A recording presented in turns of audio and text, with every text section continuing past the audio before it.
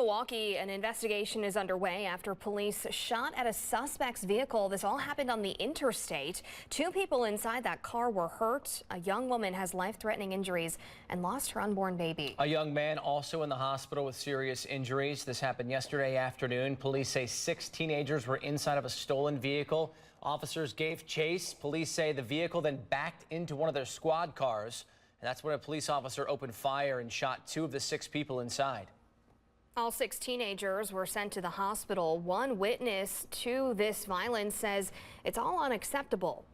Milwaukee is a beautiful town. It's beautiful, but the violence is outrageous.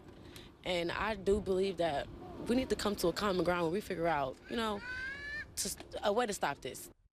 Police say they found a gun inside the stolen vehicle. Criminal charges will now be referred to the Milwaukee County District Attorney's Office. The officer who shot those teenagers is now on administrative duty.